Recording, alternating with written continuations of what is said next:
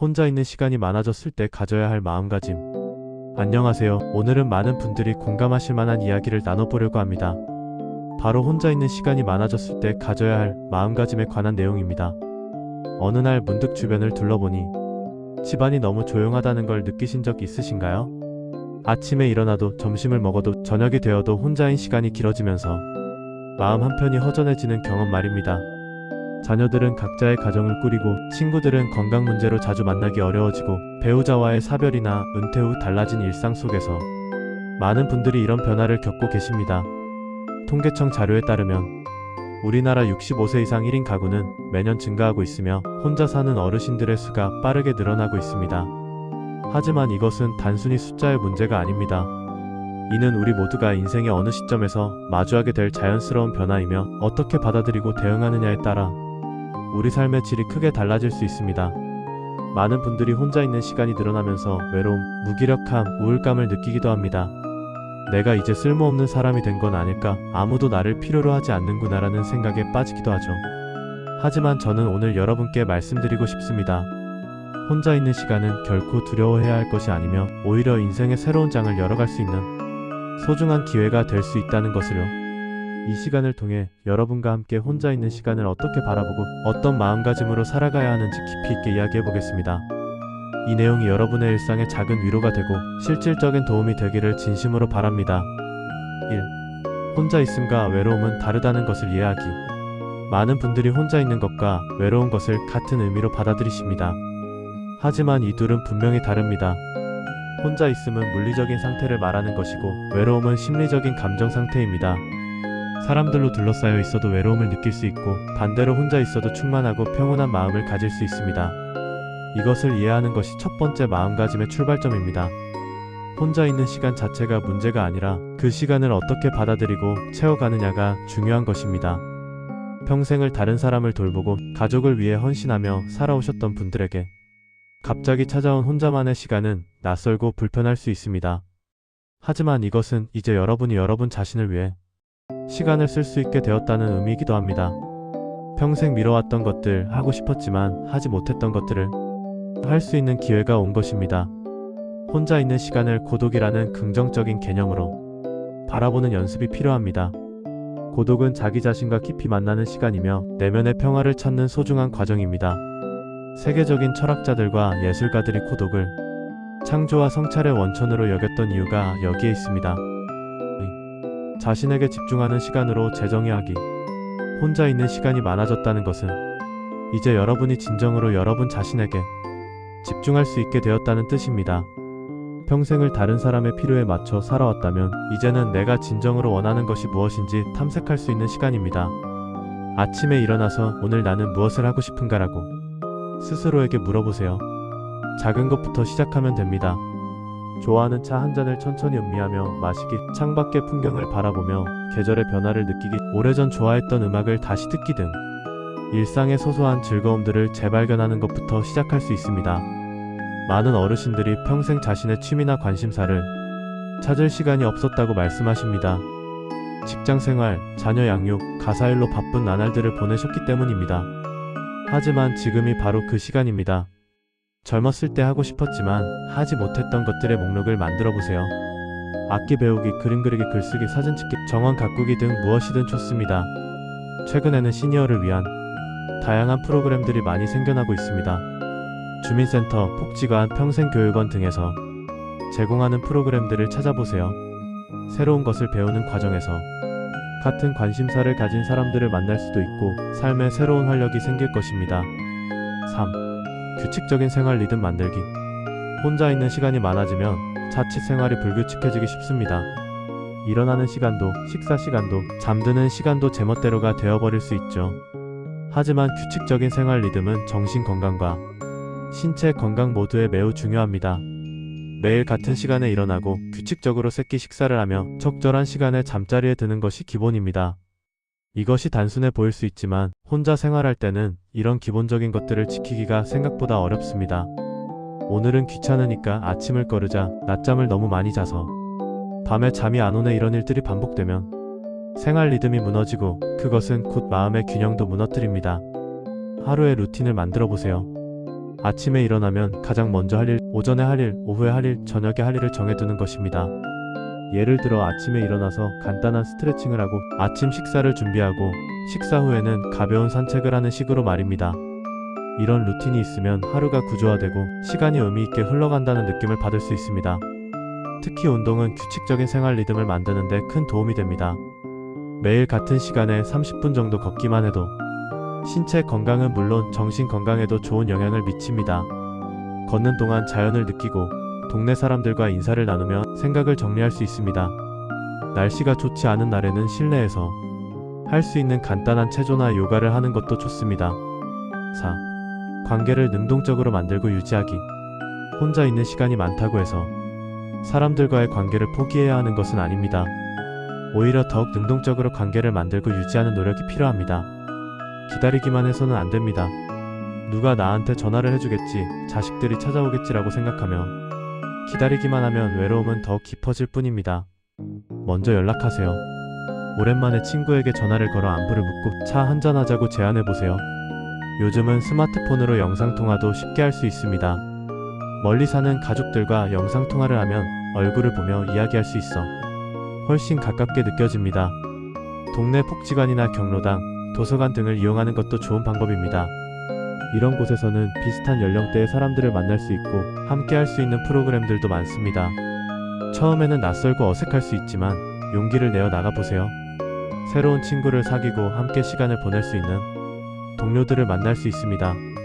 자원봉사 활동도 추천합니다. 내가 가진 경험과 지혜를 나누면서 사회에 기여하고 동시에 다른 사람들과 의미 있는 관계를 만들 수 있습니다. 도서관에서 책 정리를 돕거나 복지관에서 후배 세대에게 전통 기술을 가르치거나 환경보호 활동에 참여하는 등 다양한 방법이 있습니다. 온라인 커뮤니티도 좋은 선택지입니다. 요즘은 시니어를 위한 온라인 모임들이 많이 생겨나고 있습니다. 같은 취미를 가진 사람들과 온라인으로 소통하고 정보를 나누고 때로는 오프라인에서 만나기도 합니다. 디지털 기기 사용이 어려우시다면 가족이나 복지관에서 도움을 받아 배워보세요. 새로운 세상이 열릴 것입니다. 감사하는 마음 갖기. 혼자 있는 시간이 많아지면 자칫 부정적인 생각에 빠지기 쉽습니다. 없는 것, 잃은 것, 못 가진 것에 집중하게 되면 마음이 점점 우울해집니다. 이럴 때 필요한 것이 바로 감사하는 마음입니다. 매일 저녁 자기 전에 오늘 하루 감사했던 일 3가지를 떠올려 보세요. 아주 작은 것도 좋습니다. 오늘 날씨가 좋아서 산책하기 좋았다, 맛있는 식사를 했다, 친구에게서 반가운 전화가 왔다 등 일상의 소소한 것들에서 감사를 찾아보세요. 이것을 매일 반복하다 보면 자연스럽게 긍정적인 것에 초점을 맞추는 습관이 생깁니다. 감사 일기를 쓰는 것도 좋은 방법입니다. 노트를 한 권 준비해서 매일 감사했던 일들을 적어보세요. 글씨가 잘 써지지 않으면 간단하게 몇 줄만 적어도 됩니다. 나중에 이 노트를 다시 읽어보면 내 삶에 얼마나 많은 좋은 일들이 있었는지 깨닫게 될 것입니다. 지금 살아있다는 것, 건강하게 하루를 보낼 수 있다는 것, 따뜻한 집이 있다는 것, 먹을 것이 있다는 것, 이 모든 것이 감사한 일입니다. 당연하게 여겼던 것들에 새로운 의미를 부여하고 감사하는 마음을 가지면 마음이 풍요로워집니다. 6. 자기 돌봄을 우선순위에 두기. 혼자 있는 시간이 많아지면 자칫 자신을 소홀히 하기 쉽습니다. 혼자인데 먹구지라는 생각으로 외모 관리를 게을리하거나 식사를 대충 하거나 건강검진을 미루는 경우가 많습니다. 하지만 이것은 자신을 존중하지 않는 태도입니다. 혼자 있을수록 자기 돌봄이 더욱 중요합니다. 매일 아침 일어나서 세수를 하고 옷을 갈아입고 머리를 빗는 것부터 시작하세요. 작은 일처럼 보이지만 이런 기본적인 관리가 자존감과 직결됩니다. 거울을 보고 스스로에게 오늘도 좋은 하루 보내자라고 말을 건네보세요. 식사도 중요합니다. 혼자 먹는다고 해서 대충 때우지 마세요. 간단하더라도 제대로 된 식사를 준비하고 식탁에 앉아서 천천히 먹는 것이 좋습니다. 가능하다면 영양 균형을 고려한 식단을 짜보세요. 요리하는 것 자체가 하나의 활동이 되고 잘 만든 음식을 먹는 것은 자신에게 주는 선물이 됩니다. 정기적인 건강검진도 잊지 마세요. 혼자 살 때일수록 건강관리가 중요합니다. 작은 이상 신호도 놓치지 말고 병원을 방문하고 의사의 지시를 잘 따르세요. 만성질환이 있다면 약을 빠짐없이 복용하고 정기적으로 검사를 받아야 합니다. 운동과 수면도 자기 돌봄의 중요한 부분입니다. 나이가 들수록 근력이 떨어지기 쉬우므로 꾸준한 운동이 필요합니다. 격한 운동이 아니어도 됩니다. 매일 걷기, 스트레칭, 간단한 근력 운동만으로도 충분합니다. 충분한 수면도 중요한데 하루 7-8시간 정도의 수면을 취하도록 노력하세요. 7. 작은 목표와 성취감 만들기. 혼자 있는 시간이 무료하게 느껴지는 이유 중 하나는 이루어야 할 목표가 없기 때문입니다. 직장에 다닐 때는 업무 목표가 있었고 자녀를 키울 때는 양육 목표가 있었습니다.